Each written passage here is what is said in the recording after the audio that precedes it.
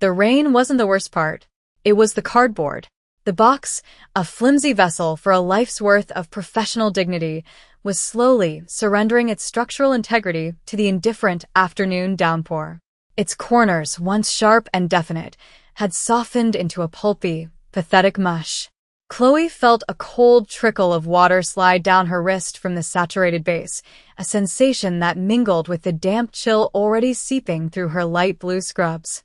These scrubs, once a uniform of pride, a second skin that connected her to a sacred calling, now felt like a costume from a play where she had been cast as the fool.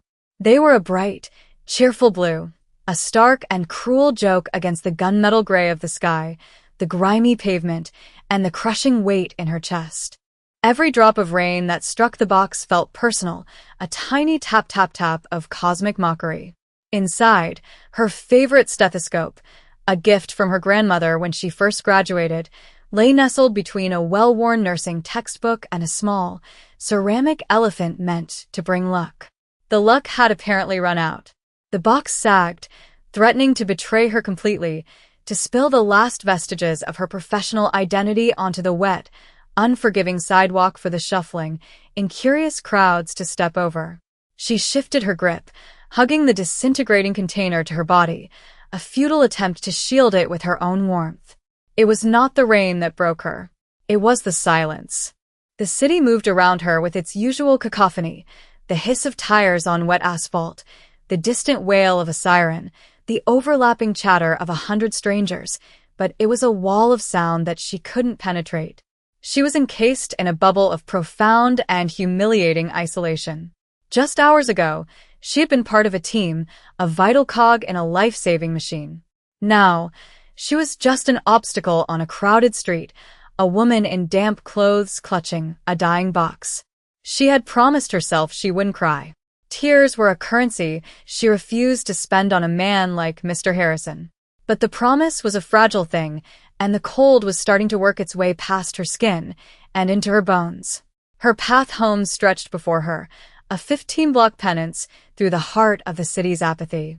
Each step was a conscious effort, her worn nursing shoes squelching with a sound that seemed to shout her failure to the world. She focused on the rhythm of her own breathing, a desperate anchor in the swirling chaos of shame and disbelief. She had done everything right. She had been meticulous, compassionate, observant. Her competence was a quiet, steady flame she had nurtured since her first day of nursing school. But in the end, it hadn't mattered. Her flame had been extinguished by a petty gust of wind, and now she was walking home in the dark, in the middle of the afternoon. The bottom of the box gave a final, mournful tear, and the corner of her textbook scraped against the pavement. She stopped, frozen, unable to bend down, unable to move forward. It was too much. The box, the rain, the scrubs, the long walk home. It was a perfect storm of degradation, and she was standing at its epicenter, utterly, terrifyingly alone. The day had begun not with a storm, but with the sterile, fluorescent hum of the fourth-floor surgical recovery ward. Chloe had been in her element, a silent conductor orchestrating a symphony of quiet care. Her movements were economical and precise, her eyes constantly scanning monitors, charts, and the subtle, unspoken language of her patients. She possessed a unique form of sight. She didn't just see data, she saw patterns. She saw the story a patient's body was telling, even when the patient themselves could not. This was the gift that had made her a brilliant nurse, and it was the gift that would ultimately be weaponized against her. The catalyst was Mr. Davies in room 412, a post-op appendectomy who, by all accounts, was recovering beautifully. His vitals were stable, his chart was clean. But Chloe saw something else. She saw a faint, almost imperceptible sheen of sweat on his brow that was inconsistent with the room's temperature. She noticed the slight lag in his pupil response when she checked it with her penlight, a micro-expression of pain he was too stoic to admit. While the attending physician, a rushed and confident young doctor, had signed off on his chart with a flourish, Chloe felt a cold knot of unease. She checked his medication log again. Everything was standard, yet the feeling persisted. It was a dissonant note in an otherwise perfect harmony. Her unit manager, Mr. Harrison, strutted past the nurse's station, his shoes clicking with an irritating self-importance. He was a man who wore his authority like an ill-fitting suit, constantly adjusting it for others to see. He thrived on the performance of power, not its actual application. He saw Chloe's focused frown and took it as a personal affront.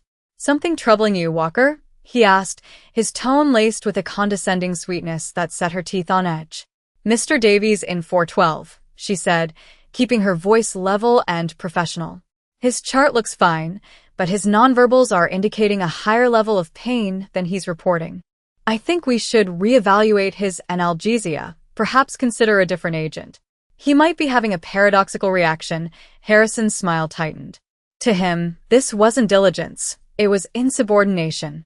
It was a nurse daring to see what a doctor had missed, and by extension what he, the manager, was not controlling.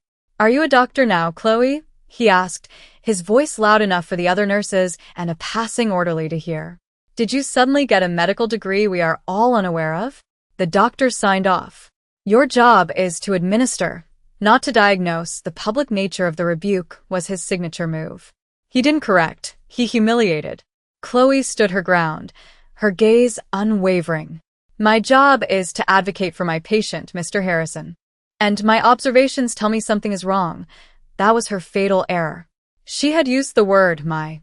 Her observations. Her competence. It was a direct challenge to his fragile ego. The confrontation escalated. Harrison accused her of chronically overstepping her duties and, sowing doubt in the chain of command, he pulled her into his glass-walled office, the public spectacle continuing. He built his case with a series of twisted half-truths, citing past instances where her sharp observations had averted crises as examples of her refusal to stay in her lane. The final verdict was delivered with a theatrical sigh of regret. "Your employment is terminated, effective immediately. You are a liability to this hospital's procedural integrity." He slid a cardboard box across his desk. "Please gather your personal effects. Security will escort you from the premises." The walk from his office to her locker was the longest of her life. Every eye was on her. Harrison stood at the nurse's station, arms crossed, overseeing the ritual of her banishment. She packed her things with a slow, deliberate dignity, her hands steady, her face a mask of calm. She refused to give him the satisfaction of her tears. She packed the stethoscope, the textbook, the lucky elephant. She placed her professional life into a flimsy brown box and walked out of the world she loved, into the rain. Back on the street, the world had tilted on its axis. The monotonous rhythm of the city, the traffic, the rain, the shuffling feet, was violently interrupted. It started as a low, guttural hum, a vibration felt more in the bones than in the ears. It was a sound so alien to the urban soundscape that people stopped, their heads tilting like confused animals. The hum grew, swelling into a deep, resonant thrumming that vibrated the shop windows and sent ripples across the puddles on the sidewalk. Then, the wind came. Not the gentle breeze that precedes a storm, but a furious, directed gale that tore at umbrellas, plastered wet newspapers against buildings, and whipped Chloe's hair across her face. The rain, which had been falling vertically in a sad, steady drizzle, was now being driven sideways in stinging sheets. The source of the chaos became terrifyingly clear. Descending from the bruised belly of the clouds was a machine of impossible sleekness and menace. A helicopter. Not a police chopper or a news aircraft hovering at a polite distance, but a matte-black, weapon-grade beast of an aircraft, descending with predatory intent directly toward the street. It was a flagrant violation of every law of physics and city ordinance. Cars screeched to a halt, creating a discordant symphony of blaring horns. Pedestrians scattered, shouting and pointing, their faces a mixture of terror and disbelief. The helicopter was not aiming for a rooftop helipad or a park. It was landing in the middle of a major metropolitan avenue as if it were a private driveway. The sheer arrogance of the act was breathtaking. The downdraft was a physical force, a contained hurricane that ripped the disintegrating cardboard box from Chloe's numb fingers. The contents scattered across the wet pavement. Her textbook landed open, its pages immediately darkening with rain. The small ceramic elephant rolled into the gutter. Her stethoscope, the silver gleam of it suddenly so precious and lost, skidded under the wheel of a taxi. Chloe could only watch, paralyzed. This new, aggressive humiliation felt different from the quiet shame of her firing. This was loud, violent, and utterly surreal. The helicopter's landing skids touched the asphalt with a solid, final thud, its massive rotor blades slowing with a series of percussive whump-whump-whumps that seemed to beat in time with her own frantic heart. For a moment, the world held its breath. The chaos subsided into a stunned silence, broken only by the whine of the slowing turbines and the distant chorus of car alarms. A door on the side of the aircraft slid open with a smooth, hydraulic hiss, revealing a rectangle of darkness against the gray day. The city had stopped. Time itself seemed to have paused. Chloe stood in the middle of it all, soaked and exposed, the wreckage of her professional life scattered at her feet. She was no longer just a woman walking home in the rain. She had become the unwilling center of an event that defied all logic, a disruption so profound it felt like a scene from a movie, a tear in the very fabric of her reality. And she had no idea why. From the dark interior of the helicopter, a figure emerged. He moved with a stillness that was more commanding than any loud gesture. He wore a suit of such exquisite tailoring that the rain seemed to shun it, the water beating and rolling off the dark fabric without leaving a trace. He was flanked by two other men, built like mountains, their faces impassive and alert. But it was the man in the center who held the entire street captive with his presence.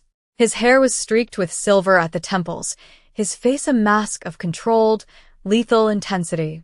He stepped onto the wet pavement and his eyes, sharp and dark, began to scan the panicked crowd. He wasn't looking at the chaos his arrival had caused. He was looking for something. For someone.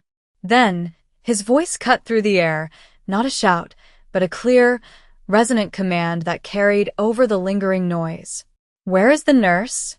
The question hung in the air, electric and absurd. People looked at each other, confused. A nurse? Here? Chloe's heart hammered against her ribs. It was a coincidence. It had to be. A terrible, bizarre coincidence. But then the man's gaze swept past the faces in the crowd and locked onto her. He saw the light blue scrubs, now dark and heavy with rain. He saw her, frozen in place. His search was over. As his intense gaze bore into her, the present dissolved, and her mind flashed back 3 months to a different kind of chaos. It was the 2 a.m. witching hour in the emergency room, a frantic ballet of controlled panic. A quiet, elderly man had been brought in, not by ambulance, but through a discreet side entrance by 2 silent, anxious men. He had a deep, but clean, stab wound in his side, the kind that spoke of intention, not accident. He spoke no English, and his eyes were clouded with pain and fear. While other staff were busy with more loudly demanding patients, Chloe had taken him. She saw not a case file, but a frightened old man. She had cleaned the wound with a gentle, practiced efficiency that was its own form of language. She spoke to him in soft tones, using hand gestures to explain what she was doing, her calm presence a balm against his terror. But it was her observation that had mattered most. As she was about to apply a standard sterile dressing, she noticed a faint redness on his wrist from the hospital ID band. It was a minor detail, almost nothing. But to Chloe, it was a signal. She paused. She looked at the man's chart, no known allergies. But the skin told a different story. Instead of the standard adhesive dressing, she meticulously crafted a hypoallergenic alternative, using sterile gauze and silk tape she knew to be inert. One of the silent men had watched her every move, his expression unreadable. She had simply nodded to him, a gesture of professional reassurance, and moved on to the next crisis. She never learned the old man's name. She never saw him again. He was just one of 100 faces in the relentless tide of the ER. She had done her job. Quietly. Competently. Now, standing on the rain-lashed street, she looked at the powerful man who had just torn a hole in the sky to find her. And in the hard lines of his face, She saw the faint, familial echo of the frightened old man she had treated with simple, human decency. The silent man who had watched her every move was standing right beside him. Mr. Kwan, the man from the helicopter, had not been looking for a nurse. He had been looking for the nurse, the one who had seen what others missed. Mr. Kwan's steps were deliberate as he closed the distance between them. He stopped a few feet from her, his gaze dropping from her face to the pathetic scene at her feet, the soaked textbook, the glint of the lost stethoscope, the brave little elephant in the gutter. A flicker of something, not pity, but a cold, hard anger, passed through his eyes. He looked back at her, his expression unreadable but for the intensity of his focus. I need you, he said. The words were not a request. They were a statement of fact, a declaration of a need so profound it had justified grounding a helicopter in the middle of a city street. Chloe was still reeling, caught between the memory of the ER and the impossible present. She opened her mouth to speak, but no sound came out. She was a nurse without a hospital, a professional without a place. What could he possibly need from her? Mr. Kwan's gaze was sharp, analytical. He took in her drenched scrubs, the exhaustion etched onto her face, the way she stood as if bracing for another blow. He gestured with his chin toward the hospital insignia stitched over her heart. That place. They did this. Again, it wasn't a question that expected a long answer. He was confirming a conclusion he had already reached. When she didn't respond, he simply nodded, a short, sharp motion. He pulled out a sleek black phone, spoke a few rapid sentences in Korean into it, his voice low and guttural. The command was unmistakable in any language. He snapped the phone shut, and his attention was back on her, absolute and undivided. "We're going back," he stated.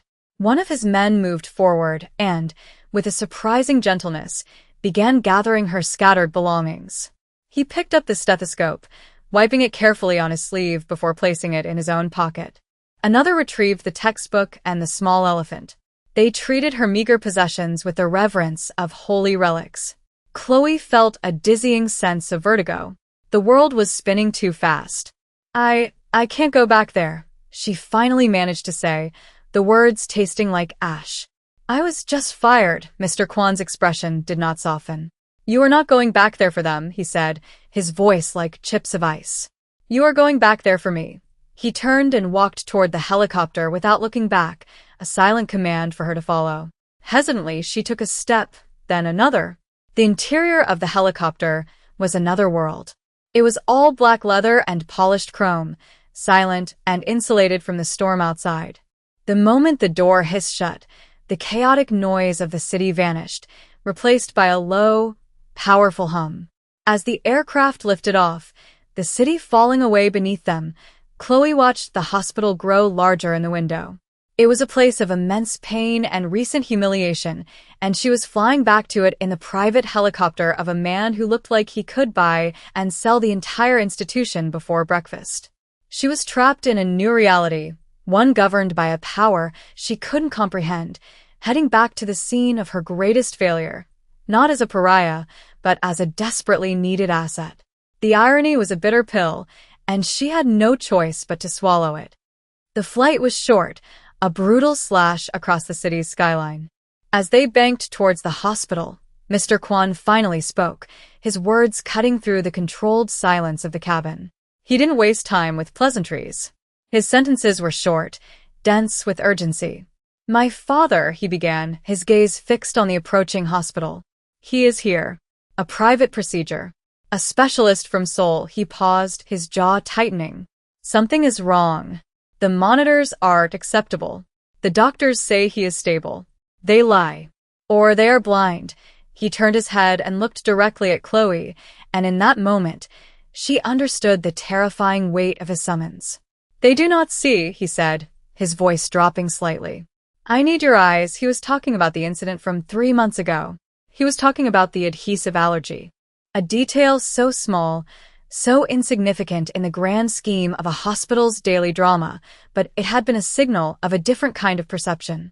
To him, it was proof of a competence that transcended charts and machines. He didn't trust the world-renowned specialist. He didn't trust the million-dollar equipment. He trusted the quiet, observant nurse who had noticed a patch of red skin on his father's wrist. The stakes slammed into Chloe with the force of a physical blow. This wasn't about a routine checkup. This was about the patriarch of what was clearly a powerful and likely dangerous organization. The procedure was off the books, a secret held within the hospital's highest levels, a place she was no longer authorized to even enter. She was being asked to walk into a high-stakes medical crisis, armed with nothing but her own observational skills, and challenge the diagnosis of a top-tier surgeon.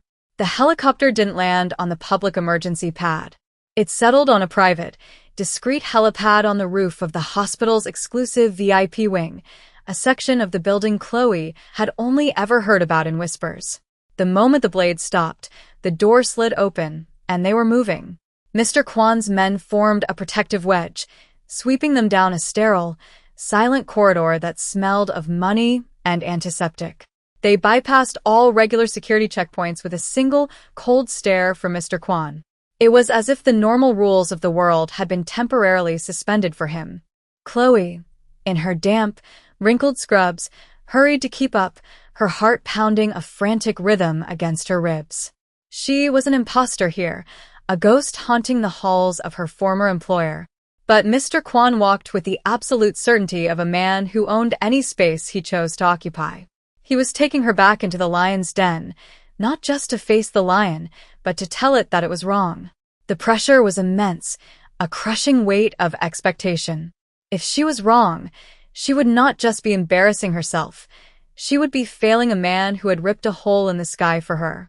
And she had a chilling certainty that failure was a concept Mr. Kwan did not tolerate. Her career had died once today.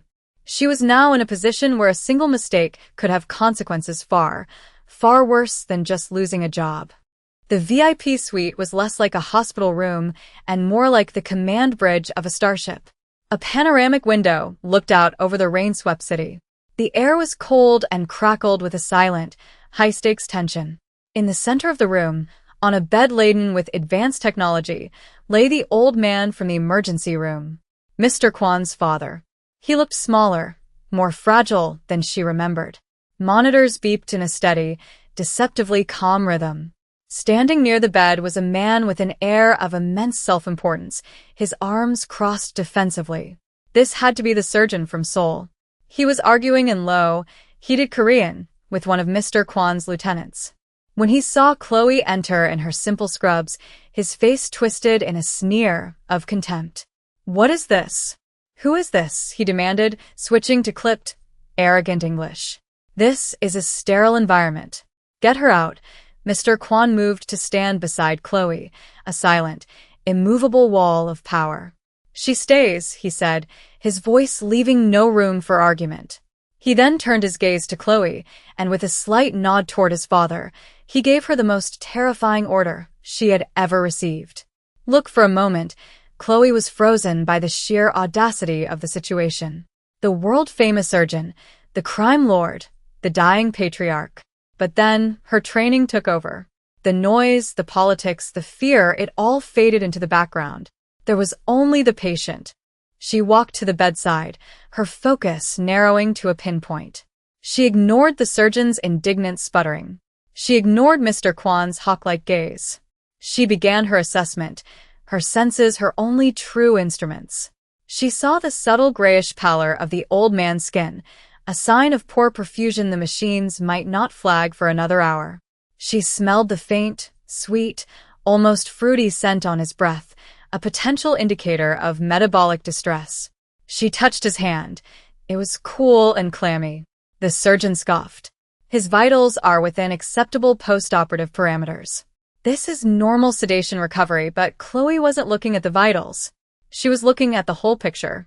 She scanned the array of 4 bags, her eyes tracing the lines, reading the labels. A standard sedative, a broad-spectrum antibiotic, an electrolyte drip. All normal. But then her memory, a vast and cross-referenced library of patient interactions, sparked. The old man in the ER 3 months ago. Through a translator app, he had tried to explain his herbal supplements. He had shown her a picture of a specific root, At the time, she had logged it, but it had no known interactions with the simple treatments he received then. Now, in this complex post-operative chemical cocktail, it was a different story. The sedative, Chloe said, her voice clear and steady. It's a benzodiazepine. What herbal supplements does he take? The surgeon waved a dismissive hand. Irrelevant folk medicine, it's not irrelevant, Chloe insisted, her voice gaining strength.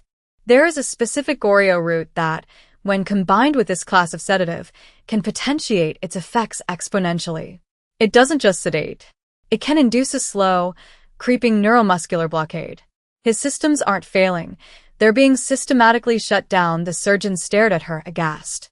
It was a rare, obscure interaction, something from a textbook footnote, not a real-world crisis. But it was real. Mr. Kwan looked from the surgeon's stunned face to Chloe's absolute certainty. He trusted the eyes, not the reputation. Fix it, he commanded. Chloe moved with swift precision. She clamped the sedative line, opened the saline drip to full, and announced the exact counteragent and dosage needed to reverse the effect. For a long, terrifying minute, nothing changed. The room was utterly silent, but for the steady beep of the monitors. Then, a single, blessed flutter of the old man's eyelids. A deeper breath. The grayish pallor began to recede, replaced by a faint flush of color. The monitors began to shift, their numbers climbing from acceptable to optimal. She hadn't used a defibrillator or performed a dramatic surgery.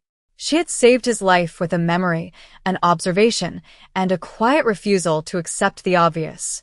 She had seen the story no one else could read. Once his father was stable and resting, the calm in the room was replaced by a different kind of intensity. Mr. Kwan's focus shifted, his gratitude silent, but his purpose hardening into a sharp point. He spoke quietly to one of his men, who nodded and left the suite. A few minutes later, the door opened, and two of Kwan's men escorted a pale, trembling Mr. Harrison into the room. He had been plucked from his office, his smug authority stripped away layer by layer with every floor he ascended in the private elevator. He entered the VIP suite and his eyes widened, taking in the scene, the powerful men, the advanced medical equipment, and Chloe, standing not as a disgraced subordinate, but as a respected expert near the bedside of the room's most important occupant. The hospital's chief administrator, a man Harrison had spent years fawning over, was already there, summoned earlier and now standing in a corner, trying to make himself as small as possible. The power dynamics of the room had been violently rewritten. Mr. Kwan let the silence stretch, forcing Harrison to absorb the full, terrifying context of his new reality. Harrison's gaze darted from Kwan to Chloe and back again, his face a mess of confusion and dawning horror. He opened his mouth, perhaps to offer a sycophantic greeting, but Kwan cut him off without a word, simply holding up a hand. He then walked over to a supply closet and pulled out a cheap, standard-issue cardboard box, identical to the one Harrison had given Chloe. He placed it on a table in the center of the room with a soft thud that echoed like a gunshot in the tense silence. He turned to Harrison, his voice devoid of all emotion, which made it infinitely more terrifying. "This woman," he said, gesturing to Chloe with a nod of his head, "is the most skilled medical professional in this building. Her eyes just saved a life that your most expensive surgeon was prepared to lose." He took a step closer to Harrison, who involuntarily flinched. "And you," Mr. Kwan continued, his voice dropping to a near whisper, "threw her out. You throw away a diamond because you are too blind to see past the dust. You mistake control for competence. You are a liability." He then turned to one of his men and pointed at Harrison's expensive leather briefcase, which had been brought up with him. "Empty it." The man unceremoniously unzipped the briefcase and dumped its contents into the cardboard box. A laptop, a sterling silver pen, a leather-bound planner, a set of keys, the superficial markers of Harrison's petty status, clattered into the box in a pathetic heap. Mr. Kwan picked up the box and pushed it into Harrison's chest, forcing him to take it. The scene was a perfect, brutal mirror of Chloe's humiliation just hours before. "You are fired," Mr. Kwan stated, looking past Harrison to the terrified administrator. The administrator nodded frantically, sweat beading on his forehead. Yes, of course, absolutely. His employment is terminated. Mr. Kwan's final words were the coup de grace. Now walk home. He gestured to the door. Security guards, the very ones who had escorted Chloe out, now stood ready to do the same to their former boss. As they led a stunned, speechless Mr. Harrison from the room, clutching his own box of shame, Chloe looked out the panoramic window. The afternoon storm had returned, and a fresh downpour was beginning to lash against the glass. The symmetry was complete. The justice, poetic and absolute. 1 year later, the words hang in the air like a title card, and the scene dissolves from the cold, sterile hospital to one of warmth and vibrant life. The camera pans across the entrance of a brand new building, its glass and steel facade gleaming in the afternoon sun. The sign reads, "The Kwan Walker Wellness Initiative." It's a state-of-the-art community health clinic planted in the heart of a neighborhood that had been a healthcare desert for decades. Inside, there is no sterile silence, only the bustling, hopeful hum of a community being cared for. The waiting room is full, but the atmosphere is calm and respectful. Nurses and doctors move with unhurried purpose. Presiding over it all is Chloe. She is no longer in scrubs. She wears a crisp white coat, the embroidered name Chloe Walker, director, stitched over the pocket. She is not a doctor yet, but the path has been cleared. Mr. Kwan, true to his nature of expressing gratitude through action, had funded a full scholarship to medical school. He had built this clinic from the ground up, a testament to his respect and a platform for her talent, ready for her the day she graduated. She moves through the clinic with a quiet, confident authority. It is the same focused energy she had on the hospital ward, but now it is amplified, validated, and given the resources to flourish. She greets patients by name, consults with her staff, her observations still her sharpest tool. But now, her insights don't challenge a fragile ego. They set the standard of care. There is a small gathering in the clinic's community room, celebrating its 1-year anniversary. Mr. Kwan is there, standing quietly in the back, observing the world he helped create. He is not the menacing figure from the helicopter. Here, in this place of healing, he is simply a benefactor, his power a force for construction, not disruption. He watches Chloe as she speaks to the staff and community members, her voice filled with a passion that had been silenced but never extinguished. Later, as the celebration winds down, he approaches her on the clinic's rooftop garden, which overlooks the neighborhood. The city's skyline glitters in the distance. For a long moment, they stand in a comfortable silence, watching the world she is now changing. "You built this," he says finally, his voice a low rumble. It is a statement of deep respect. Chloe turns to him, a small, genuine smile on her face. "We built this," she corrects him gently. The "we" hangs in the air, a recognition of their strange, powerful symbiosis. He gives a rare, almost imperceptible nod of agreement. He looks out at the city, then back at her. "Come with me," he says, the words echoing his first command to her a year ago. But the tone is entirely different. It is not an order, but an invitation. "You will never walk home in the rain again." It's a promise that has already been kept, a simple statement of a new and permanent reality. He leads her to the edge of the roof, pointing not down at the streets, but towards an adjacent, empty lot. "The pediatric wing," he says. "We begin construction next week." Her ascent was not just a reversal of fortune, it was the beginning of a legacy, built from the ashes of a single, terrible day. The camera pulls back from the thriving clinic, the image of Chloe and Mr. Kwan planning the future fading until we are left with Chloe, standing alone. The setting is indistinct, timeless. She turns her head and looks directly into the lens, breaking the barrier between her story and our reality. Her expression is calm, her eyes filled with a profound and earned wisdom. Her voice, when she speaks, is not that of a narrator, but of a trusted friend sharing a fundamental truth. "They will tell you to know your place," she begins, her voice steady and clear. "They will build walls around your talent and call them rules. They will tell you that the chart is more important than the patient, that procedure is more important than perception. They will mistake your quiet competence for weakness, your diligence for insubordination. She pauses, letting the words settle. There will be days when the rain comes for you. There will be a day when it feels like your entire world has been packed into a flimsy cardboard box, when your spirit feels like it's dissolving on a dirty street while the world walks by without noticing. You will feel small. You will feel invisible. You will feel finished. Her gaze intensifies, forging a direct connection with the viewer. But your skill, she says, a new fire entering her voice. That is the one thing they can never take from you. The part of you that sees what others miss, that feels the dissonant note in a perfect symphony, that knows the right thing to do when everyone else is looking at the wrong data.